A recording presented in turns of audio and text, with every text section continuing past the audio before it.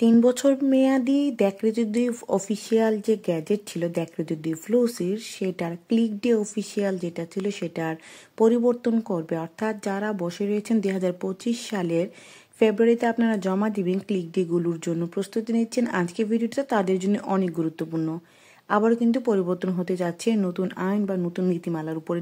ইতিমধ্যে যারা 2022 এবং 2023 আপনারা যারা আবেদন করেছেন তারা কিন্তু পাননি এই নীতিটা। অর্থাৎ এটার মধ্যে যে নীতি বসিফিনি নীতি, সেই এই বসিফিনি নীতির কাজই হচ্ছে এটা হচ্ছে দ্যাকরেজুদ্দীন ফ্লুসি, অর্থাৎ বাইরে থেকে যখন নতুন করে একটি ডিক্লার দিয়ে লোক বৈধভাবে ইতালিতে প্রবেশ করে সেটা A to Z নিয়ে এই নীতিটা। এটা একমাত্র 2002 পর্যন্ত সেটা আর কিছু পরিবর্তন এসেছিল বা হয়েছিল, কিন্তু 2002 সালের পর আজও পর্যন্ত এটা কোনো পরিবর্তন হয়নি। কিন্তু সরকার জর্জিয়া দি মেলোনি ইতিমধ্যে আপনারা জানেন যে সে কোনোভাবেই অবৈধভাবে ইতালিতে প্রবেশ করা, সেটা যেই পথই হোক, ভূমধ্যসাগর বা বিভিন্ন অন্যান্য পথ, যা বিভিন্ন অন্যান্য ইউরোপের দেশ যেমন বসনিয়া, স্লোভেনিয়া, আলবেনিয়া, এই পথ দিয়ে যারা প্রবেশ করছে সেখানে কিন্তু তার মিগ্রান্টদের জন্য অনেক বড় নতুন নতুন আইন, তারা কঠোর আইন প্রয়োগ করছে।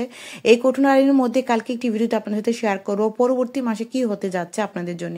যাই হোক, তো এই নীতির পাশাপাশি তার একটি উদ্দেশ্য হচ্ছে যাতে করে কোনোভাবে ইতালিতে অবৈধভাবে প্রবেশ না করতে পারে, সেটা যে কোনো উপায়ই হোক। কারণ শ্রম মন্ত্রণালয় থেকে ইতিমধ্যে জানেন, আমি একটি ভিডিওতে বলেছি, শ্রম মন্ত্রণালয় থেকে শ্রমমন্ত্রীর মাধ্যমে সে একটি গবেষণা দেখেছে যে মাত্র যারা 22-23 এসেছে মাত্র 3% মানুষ বৈধতা পেয়েছে এবং লিগেলিটি পেয়েছে এবং তারা কন্ট্রাক্ট নিয়ে কাজ করছে। বাকি যারা আছে তাদের অনেকাংশে অবৈধ রয়েছে, কিন্তু কাজ করছে সেটা নেরো কাজ করছে, অর্থাৎ তারা লিগেলিটি পায়নি। তাহলে বোঝা যাচ্ছে যে ইতালিতে বৈধভাবে এসে দ্যাকরেজুদ্দীন ফ্লুসির মাধ্যমে এসে কিন্তু অনেকে অবৈধ হচ্ছে।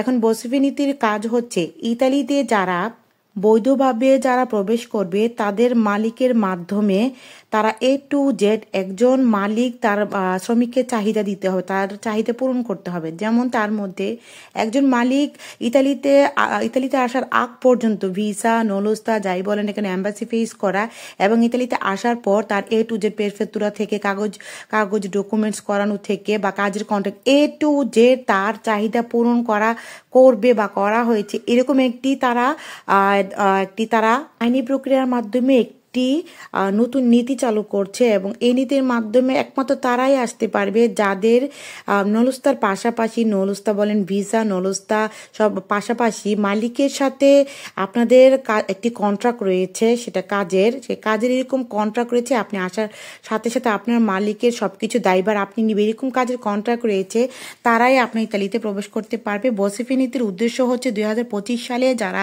প্রবেশ করবেন একমাত্র তারাই প্রবেশ করতে পারবেন যাদের এই কন্ট্রাক্টটা থাকবে। আগে যে ছিল নিয়ম 22-23, আপনারা কিন্তু এই নিয়ম পাননি, তো 22-23 এই নিয়ম পাননি, আপনারা শুধুমাত্র নলস্তা পেলে আপনারা ইতালিতে বৈধভাবে একটি বৈধ নলস্তা পেয়েছেন, ইতালিতে প্রবেশ করতে পেরেছেন।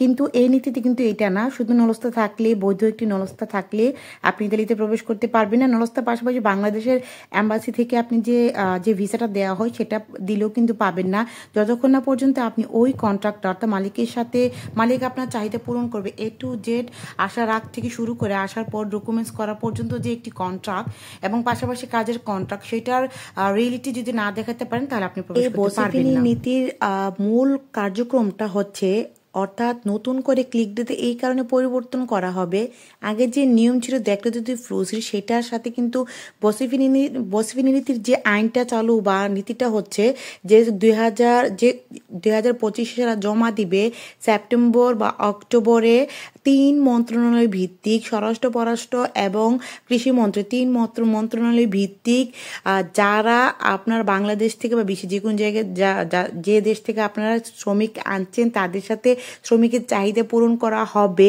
এরকম একটি আপনারা নীতিতে আবদ্ধ হয়েছেন। এবং তাদের নিয়ে কীভাবে অগ্রসর হবে এবং তাদের ক্লিক ডেটা কোন দিন হতে পারে বা কোন সময় হতে পারে, নতুন করে আবার পরিবর্তন হবে বা পরিবর্তিত করার জন্য অনেক চেষ্টা হচ্ছে।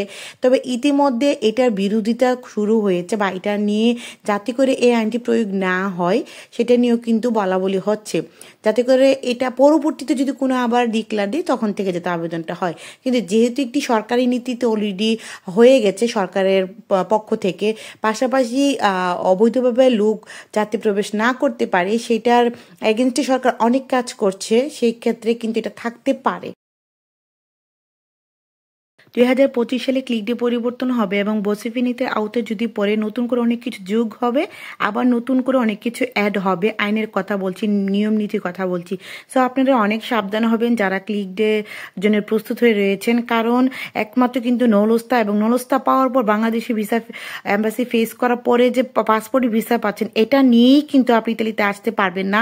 এটা পেয়ে গেলেই মনে করবেন ইতালি আমরা আশাটা সোজা হয়ে গেছে। আপনাদেরকে মাথায় রাখতে হবে মালিকের সাথে একটি কন্ট্যাক্ট পেপার থাকলে ইতালিতে ঢুকতে পারবেন। আজ এ পর্যন্তই, আল্লাহ হাফেজ।